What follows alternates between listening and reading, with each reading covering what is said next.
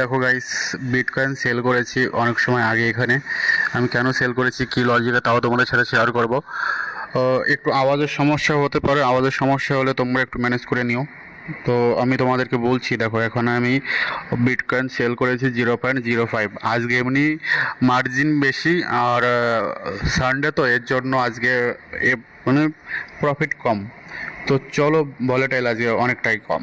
তো আমি যদি বলি তোমাদের আমি এখানে কেন সেল করেছি, আমি সেল করেছি এই পয়েন্টটাতে। ঠিক আছে, এখান থেকে দেখো মার্কেট টাইম পাস করে এখান থেকে ব্রেক ডাউন দিয়ে নিচে এসছে। ঠিক আছে, আসার পরে এখান থেকে পুল ব্যাক করেছে। তো এখান থেকে সাপোর্ট নিয়ে যদি পুল ব্যাক করে থাকে, তাহলে এই যে যে জায়গাটা, এই যে যে সেলিংয়ের যে জায়গাটা, এখান থেকে কোথাও না কোথাও, এখান থেকে দেখো একবার, এখান থেকে একবার, এই যে যে পয়েন্টটা, এই পয়েন্টটা থেকে দেখো বারবার মার্কেট, বারবার মানে কি দুবার এখান থেকে রিজেকশন নিয়েছে। তো এটা একটা সেলিং জোন। ঠিক আছে, তো এখান থেকে এসে আবার এখানে নিয়ে গেছে, নিয়ে গেলে এখানে এই যে যে এই যে যে সিনারিওটা তোমরা যে দেখতে পাচ্ছ, দেখো বড় করে তোমাদের দেখাচ্ছি, এই যে যে সিনারিওটা দেখতে পাচ্ছ তোমরা, আগে দেখো এখান থেকে কি ট্রেডিং ডাউনে। ঠিক আছে, এখান থেকে ডাউনে।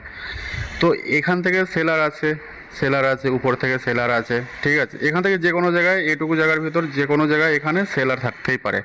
তো এখান থেকে যদি কিছু যদি করতে হয়, এই যে এখান থেকে কিছু করতে হলে সেলিং জন্য দেখতে পাচ্ছি। এখান থেকে দেখো, এখান থেকে দেখো, বা এখান থেকেই দেখো, এখান থেকে তুমি যাই দেখবে সেলিংয়ের জন্য দেখবে। ঠিক আছে, এটা বাইং জোন। এখান থেকে যা দেখবে সেটা বাইংয়ের জন্য দেখবে। কোন পর্যন্ত? এই যে এখান থেকে, এই যে এই যে বাইং যে জোনটা। তো আমি এখানে কেন সেল করলাম? মার্কেট দেখো এখানে প্রথম রিজেকশন দিয়েছে, আবার উপরে নিয়ে গেছে। এখান থেকে এর যদি উপরে যদি যেতে হতো, এখান থেকে কন্টিনিউ করে যেতে পারতো। ঠিক আছে, যায়নি। এখানে যে সেলারগুলো রয়েছে, সে সেলারগুলো আবার নিচে নিয়ে এসছে।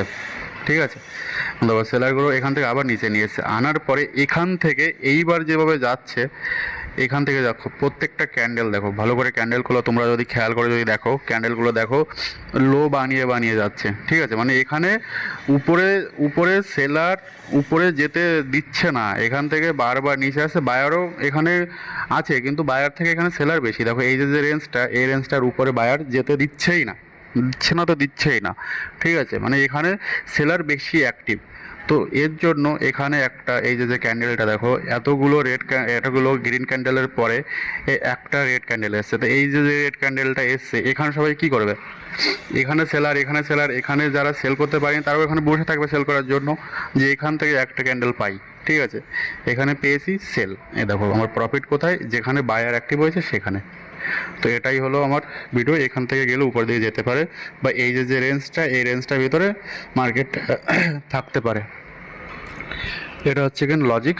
তো চলো, আজকে ভিডিও শর্ট, আমি একটু ব্যস্ত রয়েছি, তো একটা ট্রেড নিলাম, তাই তোমাদের সাথে আমি শেয়ার করলাম। চলো বাই, মিলছি কাল সোমবার গোল্ডের সাথে।